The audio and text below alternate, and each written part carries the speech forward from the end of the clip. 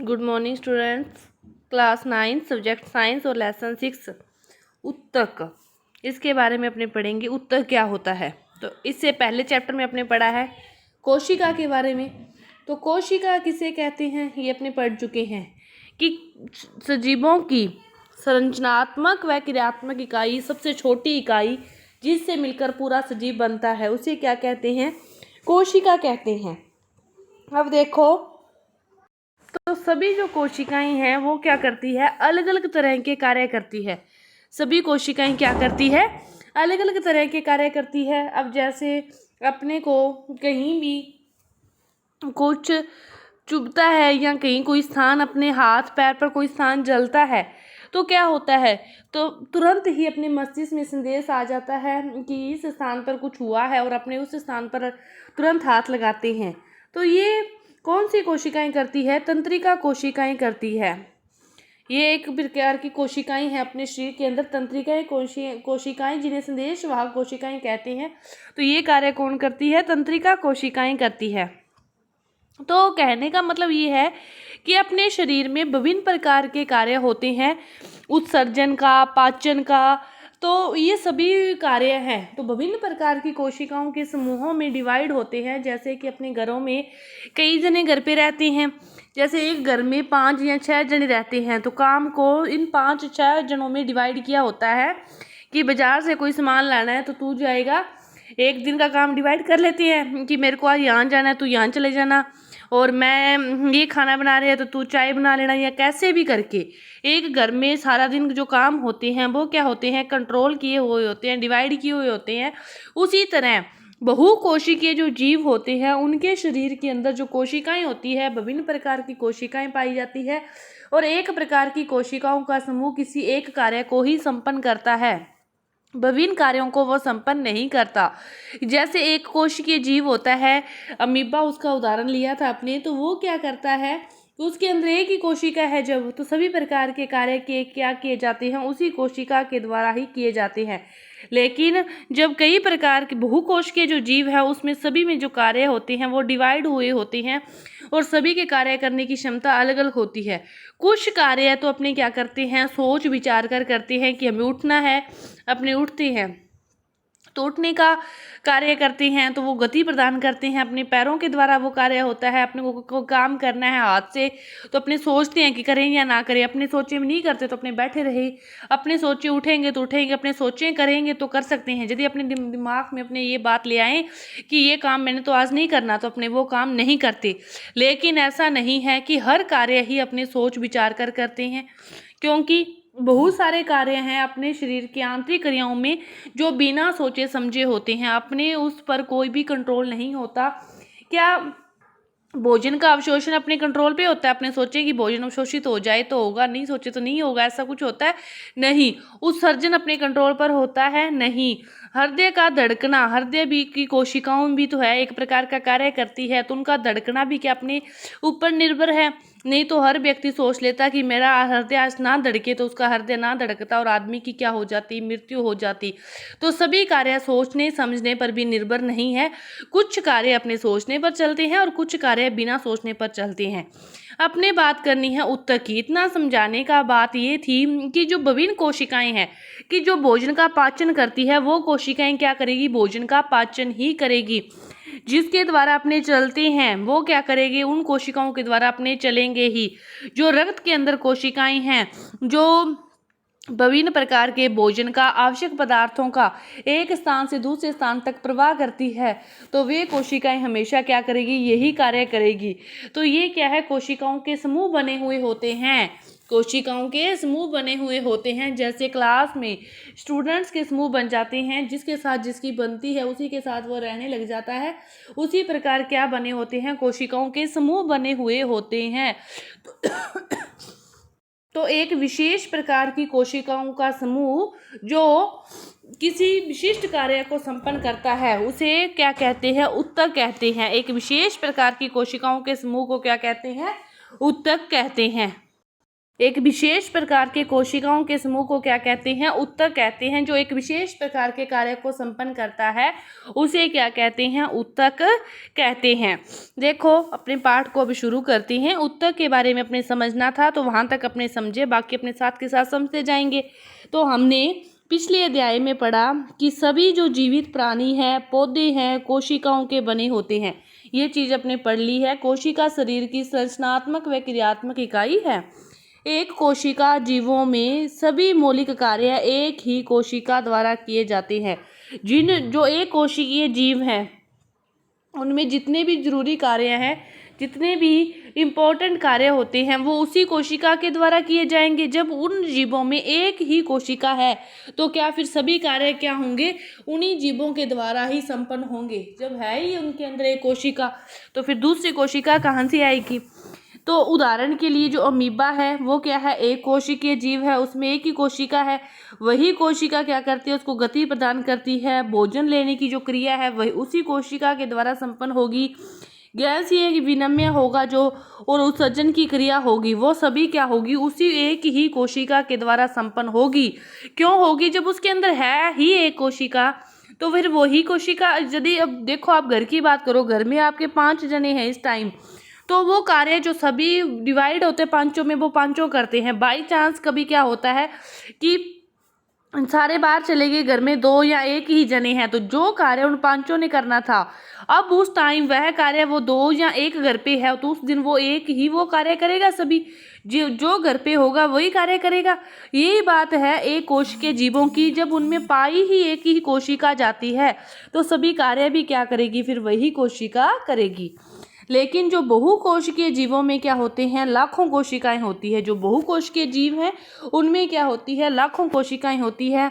और इनमें से जो अधिकतर कोशिकाएं होती है वो कुछ विशिष्ट कार्यों को ही संपन्न करने में सक्षम होती है।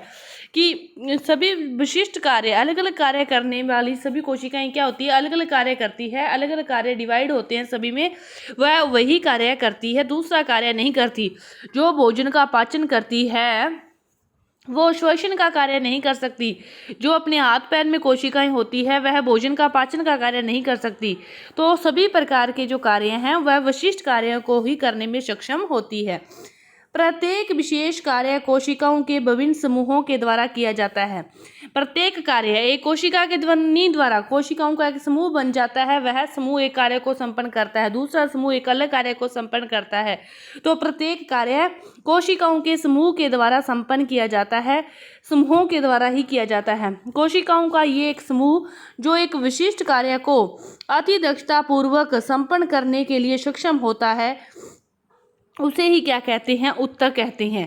कोशिकाओं का ये समूह जो एक विशिष्ट कार्य, कोशिकाओं का एक समूह बन गया एक समान कोशिकाओं का जो एक ही कार्य को संपन्न करेंगे तो उसे ही क्या कहते हैं? ऊतक कहते हैं। मनुष्य में पेशीय कोशिका क्या होती है? फैलती है, सिकुड़ती है, जिससे गति होती है। तंत्रिका कोशिकाओं का कार्य क्या होता है? संदेशों को की वाहक होती है। जो तंत्रिका कोशिकाएं होती है वो क्या होती है? संदेशों की वाहक होती है। रक्त क्या करता है? ऑक्सीजन, भोजन, हार्मोन और अपशिष्ट पदार्थों का वहन करता है। रक्त के अंदर इतने सारे पदार्थों का वहन होता रहता है। पौधों में ये वाहक नलियों से संबंधित कोशिकाएं होती है। पौधों में भी कोशिकाएं पाई जाती है। उनमें क्या कोशिकाएं होती है? वाहक नलिकाओं के संबंधित होती है कि अपने तो पानी उसकी मूल को देते हैं तो फिर पानी ऊपर तक कैसे पहुंचता है? तो उसके अंदर वाहक नलिकाएं होती है। उसी के द्वारा जो भोजन है और जो पानी है वो क्या होता है? एक जगह से दूसरी जगह तक पहुंचाया जाता है पौधों में उसी वाहक नलिकाओं के द्वारा ही। अतः बहुकोशिकीय जीवों में क्या होता है? श्रम विभाजन होता है। श्रम विभाजन का अर्थ क्या हुआ? काम का बंटवारा कर लिया जाता है कि ये काम इसने करना है, ये इसने करना है, उसी प्रकार समूह बन जाते हैं। तो यही क्या है? श्रम विभाजन है। तो बहुकोशिकीय जीवों में क्या होता है? श्रम का विभाजन होता है। सभी में कार्य डिवाइड होते हैं और उसी अनुसार कार्य संपन्न होते हैं।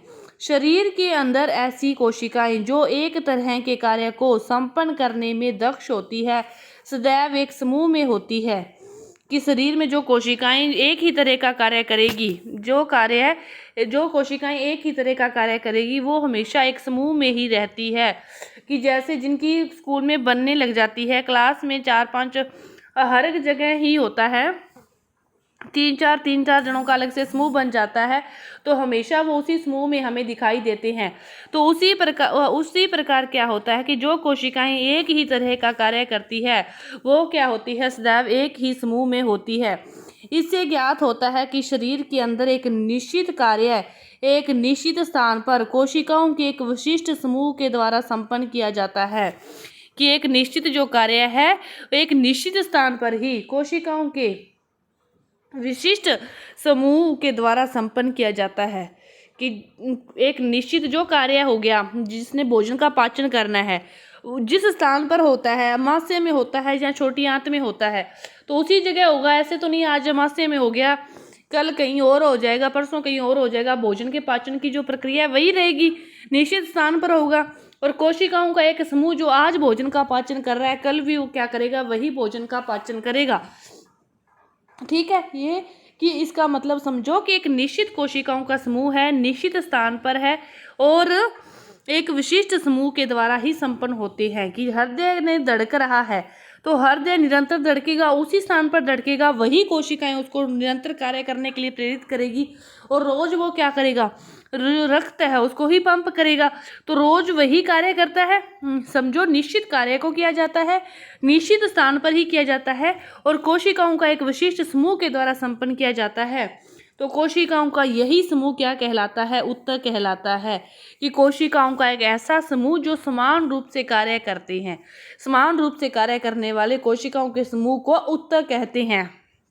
दूसरी भाषा में समझे तो कि शरीर के अंदर एक निश्चित कार्य एक निश्चित स्थान पर कोशिकाओं के एक विशिष्ट समूह के द्वारा संपन्न होता है, उसी समूह को क्या कहते हैं, उत्तक कहते हैं। ये जो उत्तक हैं वो अधिकतम दक्षता के साथ कार्य कर सकने के लिए एक विशिष्ट क्रम में व्यवस्थित होते हैं। ये जो उत्तक हैं वो अधिकतम क्षमता अधिकतम दक्षता के साथ कार्य कर सकने के लिए एक विशिष्ट क्रम में ये इनका एक विशिष्ट क्रम होता है, उसी के अनुरूप ये क्या होते हैं, व्यवस्थित होते हैं। रक्त, फ्लोएम, पेशी उत्तक ये उदाहरण है कि ये विभिन्न प्रकार के उत्तक हैं। फ्लोएम क्या होता है, पादप उत्तक है। रक्त और पेशी उत्तक क्या है, जंतु उत्तक है। ये उत्तकों के उदाहरण हैं। वे कोशिकाएं जो आकृति में एक समान होती है और किसी कार्य को एक साथ संपन्न करती है, समूह में एक उत्तक का निर्माण करती है। कि कोशिकाएं जिनकी आकृति समान होती है और जो कार्य को एक साथ संपन्न करती है, जो किसी भी कार्य को एक साथ संपन्न करती है समूह में, वह क्या करते हैं, फिर उत्तक का निर्माण करती है। इसके बाद देखो, क्या पौधे और जंतु एक ही तरह के उत्तकों के बने होते हैं। जो पौधे हैं और जंतु हैं क्या वे एक ही तरह के उत्तकों के बने होते हैं, तो नहीं। पौधे और जंतु एक ही तरह के उत्तकों के नहीं बने होते, इनके बीच बहुत सारे अंतर होते हैं। तो उसी अंतर के अनुरूप ये विभिन्न प्रकार की कोशिकाओं के द्वारा बने होते हैं। पौधे क्या रहते हैं, एक ही स्थान पर खड़े रहते हैं। क्या पौधे गति करते हैं, नहीं करते। तो जंतुओं को क्या होता है, गति करनी पड़ती है, प्रचलन करना पड़ता है उनको। तो उन्हीं में उसी के अनुरूप कोशिकाएं पाई जाएगी फिर गति करने के लिए। और जो पौधे हैं वो उसी स्थान पर खड़े रहेंगे, तो उनको फिर खड़े रहने के लिए क्या चाहिए, सहारा चाहिए। तो पौधों को सहारा प्रदान करने वाली कोशिकाओं उनको चाहिए। तो पौधों में सहारा प्रदान करने वाली कोशिकाएं ज़्यादा पाई जाएगी, जबकि जंतुओं में प्रचलन के लिए, अन्य कार्यों के लिए बाकी जो कोशिकाएं हैं वो पाई जाएगी। लेकिन दोनों एक ही तरह के उत्तकों से नहीं बने होते। तो आइए हम विभिन्न उत्तकों की संरचना व उनके कार्यों की तुलना करते हैं। क्या पौधे व जंतुओं की संरचनाएं समान होती है, तो नहीं होती। क्या दोनों समरूप कार्य करते हैं, नहीं करते। दोनों समरूप कार्य नहीं करते, दोनों के अलग अलग कार्य होते हैं। दोनों में क्या होता है, स्पष्ट अंतर होता है। ये आप सभी को पता है कि पौधों और जंतुओं में क्या होता है, स्पष्ट अंतर होता है। पौधे तो क्या होते हैं, स्थिर होते हैं, वे गति नहीं करते। पौधे क्या होते हैं, स्थिर होते हैं, उसी स्थान पर आज हैं, उसी पर कल होंगे, उसी पर परसों होंगे, वो गति नहीं करते। चूंकि उन्हें सीधा खड़ा होना होता है तो उनमें बड़ी मात्रा में सहारा प्रदान करने वाले उत्तक होते हैं। कि उनको सीधा खड़ा होना होता है, सीधा खड़ा होने के लिए उनको क्या चाहिए, सहारा चाहिए। और सहारा प्रदान करने के लिए उनमें उत्तक पाए जाते हैं। तो वो कौन से होते हैं, ज़्यादातर वो मृत कोशिकाएं होती है। सहारा प्रदान करने वाले जो उत्तक हैं वो प्राय मृत कोशिकाओं के बने होते हैं। जो उनके बाहर का, पौधों के तने के बाहर की तरफ एक हार्ड सा आपके वो कवच होता है तो वो किन कोशिकाओं के द्वारा, मृत कोशिकाओं के द्वारा बना होता है। तो सहारा प्रदान करने वाले ऊतक किन से बने होते हैं, मृत कोशिकाओं के बने होते हैं। दूसरी ओर जो जंतु हैं, ये तो पौधों की बात थी, अब अपनी बात करें जंतुओं की। तो जो जंतु हैं वो भोजन, साथी और आश्रय की खोज में इधर उधर विचरण करते हैं। उनको भोजन भी चाहिए, साथी भी चाहिए और उनको रहने के लिए स्थान भी चाहिए। वो जो पेड़ पौधे हैं वो तो चाहे कैसा भी मौसम हो, गर्मी, सर्दी, बरसात, आंधी, तूफान, वो क्या होंगे, उसी जगह खड़े रहेंगे। उस सभी प्रकार की सिचुएशन को उनको सहन शक्ति उनके अंदर है। लेकिन पौधों को, जंतुओं को क्या चाहिए, सहारा प्रदान चाहिए, आश्रय चाहिए उनको। ये क्या होते हैं, पौधों की अपेक्षा ऊर्जा का फिर अधिक उपभोग करते हैं, क्योंकि पौधों को कोई भी कार्य नहीं करना पड़ता, लेकिन जंतुओं को क्या करना पड़ता है, ज़्यादातर कार्य करना पड़ता है। तो जितना कार्य करना पड़ेगा उतनी ही उनको ऊर्जा की आवश्यकता होगी। तो इनको फिर पौधों की तुलना में ये क्या करते हैं, ज़्यादा मात्रा में ऊर्जा का उपभोग करते हैं। और जंतुओं के अधिकांश जो ऊतक हैं वो क्या होते हैं, जीवित होते हैं। पौधों में अधिकांश ऊतक कैसे होते थे, मृत होते थे, लेकिन जंतुओं में अधिकांश ऊतक क्या होते हैं, जीवित होते हैं, जो उनको ऊर्जा प्रदान करते हैं, गति प्रदान करते हैं, सभी प्रकार के कार्य जो संपन्न करते हैं। जंतु और पौधों के बीच उनकी वृद्धि के प्रतिरूप में एक और भिन्नता है। ये भिन्नता तो है वो उतनी है ही है, लेकिन इन दोनों में एक और भिन्नता है कि पौधों की तो जो वृद्धि होती है वो कुछ क्षेत्रों में ही सीमित होती है। पौधों में जो वृद्धि होती है उनके शीर्ष भाग में होती है या फिर थोड़ी बहुत मोटाई में होती है, लेकिन जो जंतुओं में वृद्धि होती है वो समान रूप से सभी भागों में, सभी अंगों में होती है। तो जबकि जंतुओं में क्या होती है, ऐसा नहीं होता। पौधों के जो कुछ ऊतक हैं वो क्या कर जीवन भर विभाजित होते रहते हैं।